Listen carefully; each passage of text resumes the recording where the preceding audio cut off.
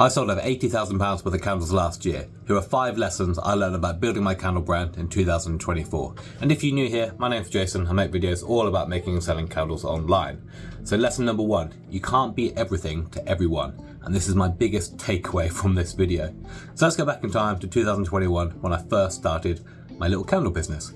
So I looked online and I saw all the big popular brands, you know the ones, and I thought, right, what are they doing which is working? So things like lavender, peppermint, rhubarb. I tried doing all different candles, lemons and everything like that. I thought if I just copy them in my own style and emulate them a little bit, I'd be able to get a little piece of the pie. And I did. I got a little bit. I got little slithers, but it's like leftovers. It just wasn't enough. And my sort of goal was to create like a slightly posher person's candle aimed at sort of rich middle-aged housewives. And that was kind of my first idea. The thing is, when you try and do this and you try and take a piece of that pie, it's a bit too generic. You don't really stand out in the scroll because there are very well-established companies that have got lots of 5-star reviews, they've got hundreds of them, and they're just sort of dominating the listing. It's very hard just to stand out in that crowd. The other thing is I was trying to do too many things at once. I was trying to do too many scents with too many different labels and too many different designs. It's just too much. From a cost point of view, you're having lots of different oils around, which is expensive in the beginning. From a testing point of view, as you know as candle makers, there's a lot of testing and a lot of cost involved, and just trying to make sure they're perfect. And just, it's a lot of different things to keep your eye on. I just didn't know which was going to sell because I was trying to do too many different ones and I couldn't make enough of each one to really see what performed well in the marketplace. And it was just, yeah, a real smorgasbord of trying to cast my net out far and wide to try and get as much as possible. And it just doesn't work like that. You think in your brain, I'll try and do everything for everyone and that'll make me loads of money, but it doesn't. So this leads me on to point number 2. Pick a person, not a niche.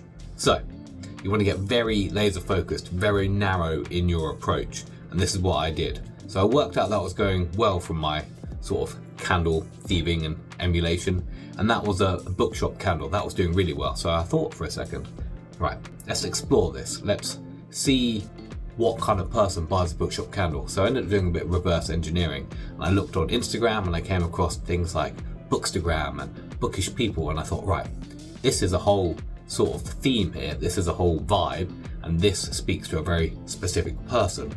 So then I ended up coming with things like Oxford Library and a Fresh Rain candle and a few cozy bakery scents, which all come under my sort of umbrella of storytelling with nostalgia and just that cozy sort of vibe. And that worked really well.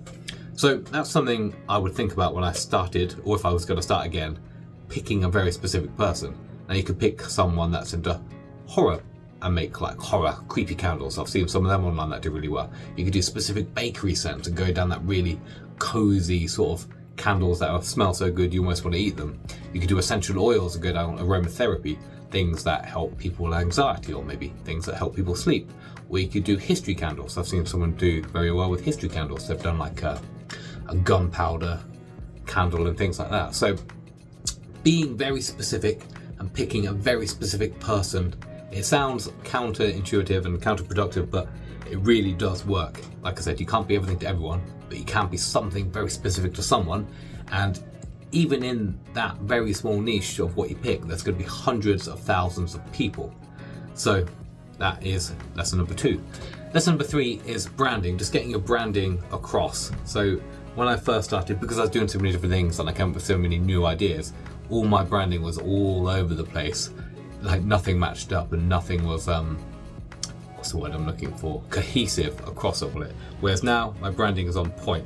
So for example, I've got my boxes, I've got everything sort of written down there, it's all branded. I've got these images behind which I've done on sort of AI, they're all generated, they're all unique. I've got the labels on top, and then the candles inside. This is a small one, but I've got the branding across there. I've got some wax melts, all branded. I've got a little bookmark, all branded. You can see the brand there. So everything across the board is branded. And when I first started out, none of it was. It was all over the place. You could have bought a candle that looked completely different. You wouldn't notice from me. So that is what I would do, is just make sure all your branding is just cohesive across the board. And then point number 4 is I'd have a mission statement. For me, it's just storytelling candles that spark nostalgia, they spark memories, that kind of thing. And you could pick something. It doesn't have to, you just don't spend ages doing it, just pick something that resonates with your brand. Let's just go through a few examples here of very big brands. So we've got Disney, create happiness for people of all ages, everywhere. There's also Apple, challenge the status quo to think differently. Starbucks, to inspire and nurture the human spirit. So they're all quite generic statements, but they match the brand in terms of what they're trying to achieve. So pick a mission statement and try and work from there and work out the direction you want to go with your candles. And then the last thing is just keep it simple. Try not to do too many things. Try not to do everything like I did. Try and keep it just very simple. Try and do one thing really well. And that for me is the storytelling candles. So now I've probably got like 10 different scents, but they're all within that niche. They're all sort of cozy candles. They've all got a story behind them. So the old bookshop one is reminiscent of old antique books. The Oxford Library one is very similar, but it's got slightly different notes. The Fresh Rain one, that smells of petrichor.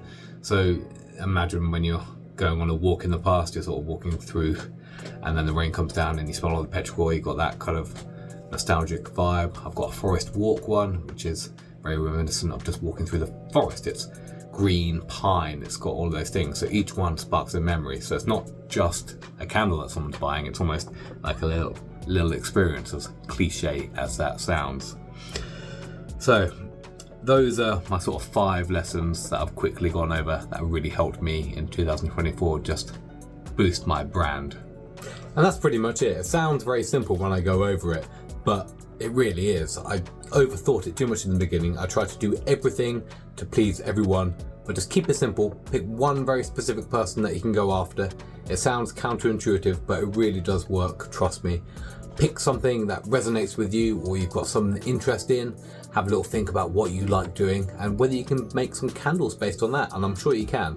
And that's all you need to do to thrive in 2025. So if you found this useful, give the video a like, subscribe to the channel. I'll see you in the next one.